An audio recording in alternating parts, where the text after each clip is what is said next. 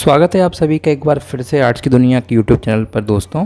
और आज का जो वीडियो इसमें हम डिस्कस करेंगे यूजीसी नेट की यूनिट 8 के बारे में। यूनिट 8 का नाम है दोस्तों, जैसा कि आप लोग जानते हैं, पॉलिटिकल प्रोसेस इन इंडिया। तो उस बेसिस पर दोस्तों ये जो वीडियो रहेगा और इसमें मैं आपके लिए हमेशा की तरह 10 इंपॉर्टेंट क्वेश्चंस कराने वाला हूं जो आपके अपकमिंग यूजीसी नेट के एग्ज़ाम में आपके लिए हेल्पफुल हो सकते हैं।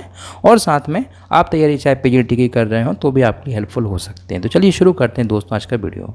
तो आप देख सकते हैं स्क्रीन पर, यहाँ पर आपके लिए जो क्वेश्चन है वो फर्स्ट क्वेश्चन दिया हुआ है कि which civil society group is working for decriminalisation in India. तो दोस्तों जैसा कि आप जानते हैं कि पॉलिटिकल प्रोसेस ऑफ इंडिया जो आपकी यूनिट नंबर 8 है, इसमें आपके लिए बहुत सारी मल्टीपल चीज़ें मिलेंगी। वन ऑफ दैम इज़ कि civil society organisation, civil society groups के बारे में आपको इन्फॉर्मेशन होना चाहिए, बिकॉज यहाँ से क्वेश्चंस पूछे गए हैं और आगे भी बन सकते हैं। तो क्वेश्चन आपसे बोल रहा है कि डीक्रिमिनलाइजेशन जो है इसको लेकर कौन सा सिविल सोसाइटी ग्रुप काम कर रहा है। तो ऑप्शन आपको दिए हैं जैसे कि नाज फाउंडेशन, विशाखा, EDR और MKSS। तो दोस्तों आंसर तो आपको यहाँ पर दिख ही रहा होगा, आंसर है आपका EDR। तो EDR मतलब एसोसिएशन फॉर डेमोक्रेटिक रिफॉर्म्स, इसका फुल फॉर्म है दोस्तों। और ये संस्था काम कर रही है डीक्रिमिनलाइजेशन इन पॉलिटिक्स के लिए। बात करते हैं क्वेश्चन नंबर 2 की।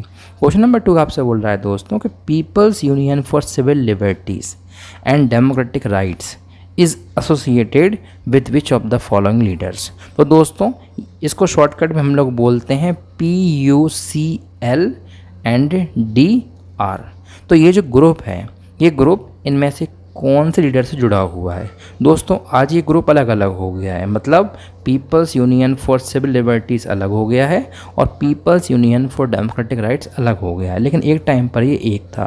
तो दोस्तों आपको आंसर बताना है कि 4 ऑप्शन में से कौन से लीडर हैं जिन्होंने इसकी शुरुआत की थी।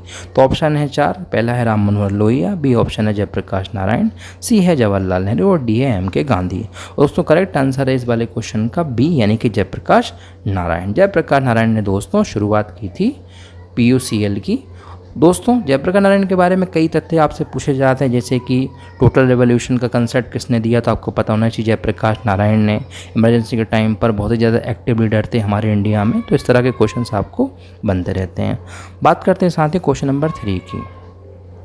क्वेश्चन नंबर 3 है आपका दोस्तों match list with list second, यानी कि मैच द कॉलम से आपका क्वेश्चन है। दोस्तों ये क्वेश्चन आप देख सकते हैं प्लान्स और लीडर से संबंधित है, कौन कौन से प्लान जो हैं और लीडर्स कौन कौन से जुड़े हुए हैं। क्योंकि दोस्तों इस तरह के क्वेश्चन भी पहले आ चुके हैं प्रीवियस ईयर्स में, इस बार भी संभावना है, क्योंकि यार यूनिट 8 में यही चीज़ें बनती हैं, NGO से क्वेश्चन आते हैं, प्लान रिलेटेड क्वेश्चन आ सकते हैं, तो आपको पता होना चाहिए। तो चलिए मैच करते हैं। आपके लिए कोड दिए हुए हैं ABCD, ये कोड है और अपन मैच करते हैं। तो देखिए क्या दिया हुआ है दोस्तों आपके लिए। सबसे पहले यहाँ पर पहला वाला आपको दिया हुआ है बॉम्बे प्लान। अब बॉम्बे प्लान किससे जुड़ा हुआ है, सर्वोदय प्लान, गांधीयन प्लान और पीपल्स प्लान। तो इस तरह के क्वेश्चंस में जो लोग फ्रेशर हैं, जो इस वीडियो को देख रहे हैं और वो फ्रेशर हैं, जिन्होंने मतलब यूजीसी नेट का एग्ज़ाम एक आध बारी कभी दिया है या फिर वो अभी तैयारी कर रहे हैं लर्निंग फेज में, दोस्तों एक बहुत सिंपल सी ट्रिक होती है इस तरह के क्वेश्चन को सॉल्व करने की। देखो इस बात को तो आप जानते हो कि ऐसे बहुत कम एस्पिरेंट्स होते हैं जिनके लिए चारों ऑप्शंस को मैच करना आसान हो, ऐसे बहुत कम एस्पिरेंट्स हैं। तो सिंपल ट्रिक होती है दोस्तों इस तरह के क्वेश्चंस में कि आप कुछ मत करो, यदि आपको 1-2 ऑप्शन भी पता है सही करेक्ट तो आप कर लोगे। जैसे फॉर एग्जांपल सर्वोदय प्लान की मैं आपसे बात कर सकता हूँ यहाँ पर। यदि आपको सर्वोदय प्लान के बारे में मालूम है, गांधीयन प्लान के बारे में मालूम, पीपल्स प्लान के बारे में मालूम है, तो आप कर लेंगे। तो एग्जाम्पल के तौर पर आप यहाँ पर क्या देख सकते हैं, जैसे हम यहाँ पर बात करें बॉम्बे प्लान की, सर्वोदय प्लान की, तो बॉम्बे प्लान से हम आंसर यहाँ पर डिकोड कर सकते हैं। बॉम्बे प्लान जिस दिया है, बॉम्बे प्लान को दिया है दोस्तों पुरुषोत्तम दास ठाकुरदास भार्गव ने दिया था। तो आपका मतलब फर्स्ट का जो D ऑप्शन है ये आपका हो सकता है। इसके अलावा आप मैच कर लीजिएगा यहाँ पर B का वन से मतलब यहाँ पर ये दोस्तों कि सर्वोदय प्लान ये दिया हुआ है जयप्रकाश नारायण ने। बात करते हैं दोस्तों हम क्वेश्चन नंबर 4 की। क्वेश्चन नंबर 4 आपका दिया हुआ है 5 ईयर प्लान से संबंधित और उनके फीचर से जुड़ा हुआ। तो जैसे कि फर्स्ट 5 ईयर प्लान किस चीज़ जुड़ा हुआ है, second 5 year plan, third 5 year plan, fourth 5 year plan. और दोस्तों जैसा कि आप लोग जानते हो जो फर्स्ट 5 ईयर प्लान है उसमें इस्टेब्लिशमेंट हुआ था UGC का, तो आपका फर्स्ट का D वाला हो जाएगा। यदि हम बात करें दोस्तों सेकंड 5 ईयर प्लान की, तो सेकंड 5 ईयर प्लान जो है क्लोज इकोनॉमिक मॉडल की, तो सिंपल सा फंडा है यार। यहाँ पर आप देख सकते हैं A का 4 B का 1, तो A का 4 B का 1 आप देख सकते हैं, जिसमें भी आपके लिए मिल रहा है आप लगा दो, यानी कि ये वाला आंसर आपका करेक्ट होगा। फिर पहले क्वेश्चन में आपको दिया हुआ है कि which of the following are the main structural reforms after 1991 in India. 1991 के बाद कौन से इंपॉर्टेंट रिफॉर्म्स हुए थे इंडिया में। तो दोस्तों आप देखिए जैसे कि ट्रेड पॉलिसी रिफॉर्म्स है, फिक्स्ड फॉरेन पॉलिसी है, tax producers have been simplified, rupee was devalued against foreign currencies. तो यहाँ पर आपको क्या दिख रहा है, ट्रेड पॉलिसी रिफॉर्म्स हुए ही थे नो डाउट एलपीजी के सिस्टम में। Tax producers have been simplified, ये भी हुआ था। रुपी को डिवैल्यू किया गया था। तो सिंपल सी बात है दोस्तों, आपका ए सी और जो डी है वो आपका करेक्ट आंसर है, बी वाला आपका नहीं है, क्योंकि फिक्स्ड फॉरेन पॉलिसी यदि हम करेंगे तो दोस्तों हम बाहर का जो पूरा एफडीआई है उसको हम लोग नहीं ले पाएंगे। और उस टाइम पर आवश्यकता थी हमारी सरकारों को, हमारे देश को किसकी, कि फॉरेन जितना भी इन्वेस्टमेंट हो सकता है इंडिया में वो हो, सो दैट इंडिया की इकोनॉमी क्या हो सके, उस टाइम पर ग्रो हो सके। इस क्वेश्चन आपको दिया हुआ है विच of the following pairs is not correctly matched.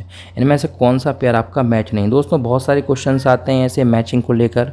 Rajni Kothari का दिया है जैसे कांग्रेस सिस्टम, योगेंद्र यादव का दिया है third electoral system, Paul Brass का दिया है डिसइंटीग्रेशन ऑफ कांग्रेस ऑर्गेनाइजेशन, और जेम्स मैनर का है post Congress party. Correct answer दोस्तों जेम्स मैनर का पोस्ट कांग्रेस पार्टी, क्योंकि Rajni Kothari no doubt connected है कांग्रेस सिस्टम से, Yogendra Yadav third electoral system जुड़े हुए हैं, और पॉल ब्रास का भी करेक्ट है। बात करते हैं साथियों सेवन्थ क्वेश्चन की। सेवन्थ क्वेश्चन आपसे बोल रहा है कि हु अमंग द फॉलोइंग, इनमें से कौन से ऐसे रीजनल मूवमेंट हैं जिनको हम क्लासीफाई कर सकते हैं इथनिक और नेटिविस्ट मूवमेंट के तौर पर।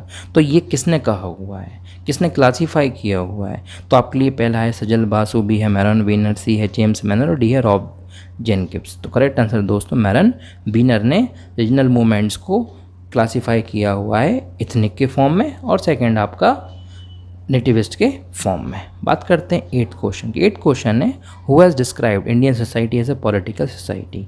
ये बहुत इजी क्वेश्चन है दोस्तों, आप लोग इस क्वेश्चन को कई बार देख चुके हैं। करेक्ट आंसर रजनी कोठारी है। रजनी कोठारी ने ही इंडियन सोसाइटी को पॉलिटिकल सोसाइटी बोला है। क्यों? क्योंकि एक टाइम पर जब कांग्रेस सिस्टम हावी था तो उन्होंने उसको बेस मानकर ये सारा कंसेप्ट दिया हुआ है। बात करते हैं नाइन्थ क्वेश्चन की। नाइन्थ क्वेश्चन है किसने दिया हुआ है आइडिया डोमिनेंट कास्ट का। डोमिनेंट कास्ट का आइडिया दिया हुआ है दोस्तों एम.एन. श्रीनिवास ने। तो ये भी आपको पता होना चाहिए। इसके अलावा संस्कृताइजेशन जो कंसेप्ट है वो भी इनके दिया हुआ है। बात करते हैं 10वें क्वेश्चन की, वो लास्ट क्वेश्चन की। 10वां question the first worker movement started in 1975 in which city of India. जो फर्स्ट वर्कर मूवमेंट स्टार्ट हुआ था 1975 में, वो भारत के कौन से शहर में हुआ था। तो दोस्तों करेक्ट आंसर होगा इसमें बॉम्बे। तो आप देख सकते हैं यहाँ पर आंसर दिया हुआ है बॉम्बे। तो आई होप आपको ये क्वेश्चन समझ में आए होंगे। फिर भी कोई डाउट है तो आप पूछ सकते हैं। मिलता हूँ नेक्स्ट वीडियो में।